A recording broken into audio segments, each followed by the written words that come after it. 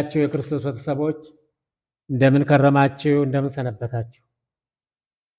የአሁኑ ርዕሳችን የተራራው ስብከት የሚል ይሆናል። የተራራው ስብከት የሚገኘው እንግዲህ በሀገረ እስራኤል በታችኛው ገሊላ አውራጃ ውስጥ ይገኛል። ይህ በተራራማ የሚገኝ ገዳም ከገሊላ ባህር በስተሰሜን ምዕራብ ከቅፍርናሆም በላይ የሚገኝና የቅዱስ ፍራንሲስካን ተከታይ የፈረንሳይ ካቶሊክ የሴቶች ገዳም ነው። መድኃኒታችን ኢየሱስ ክርስቶስ አንቀጸ ብፁዓንን ለሕዝቡ ያስተማረባትና ቅዱስ ማቴዎስም ከቀራጭነት ወደ ሐዋርያት የተመረጠው በዚሁ ቅዱስ ቦታ ነው። የማቴዎስ ወንጌል ምዕራፍ 5 ከቁጥር 3 እስከ 12 ቤቲ ይሁድ ቃሉ የላቲን ቋንቋ ሲሆን ትርጉሙ ብፁዕ፣ ቅዱስ፣ የተባረከ ማለት ነው። በዚህ ተራራ ጌታ ሲጸልይ አድሯል። 12ቱ ደቀ መዛሙርትንም መርጧቸዋል። ሐዋርያትም ብሎ ሰይሟቸዋል። የሉቃስ ወንጌል ምዕራፍ 6 ከቁጥር 12 እስከ 16 ይህ ቤተ ክርስቲያን በጣሊያን ማህበር በ1936 እንደታነጸ ይነገራል። የቤተ ክርስቲያኑን ፕላን የተሰራው በጣሊያናዊው ባርሎንዚ ነው።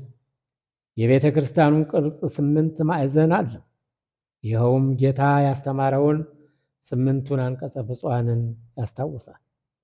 ወለሉም በሞዛይካ ያጌጠ ሆኖ በወለሉ ላይ የሚታዩ ምስሎች 7ቱ መሰረታዊ የሰው ልጅ ስብዕና መግለጫና ወደ ብፁዓት የሚያደርሱና ሊተገበሩ የሚገባቸው መልካም ምግባራት ናቸው። እነዚህም ምስል ተደግፈው በወለሉ ላይ ተቀምጠው ይገኛሉ። አንደኛው በልብ ቅርጽ የምናየው ደግነትን፣ ልግስናን፣ ምጽዋት ማድረግን፣ ቀጥሎ በጽዋ ላይ ህብስት ተቀምጦ የምናየው እምነትን፣ በባህር ላይ መርከብን የሚገልጸው ተስፋን ነው።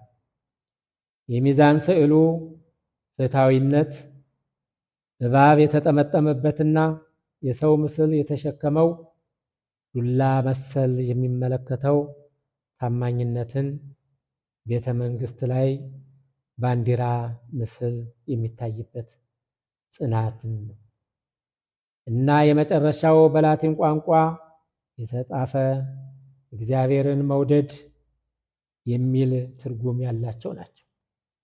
ስለዚህ የተባረከ የተወደዳቸው የክርስቶስ ቤተሰቦች የተራራው ስብከት ርዕስ ይህን ይመስላል።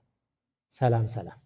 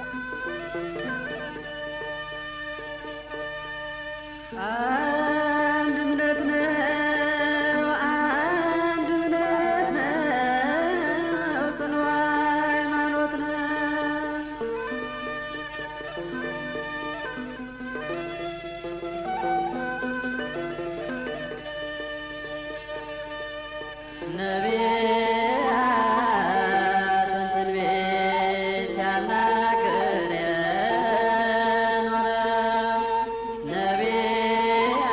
ነቢያትን ትንቢት ሲያናግር የኖረ አንድ እምነት ነው፣ አንድ እምነት ነው፣ ጽኑ ሃይማኖት ነው።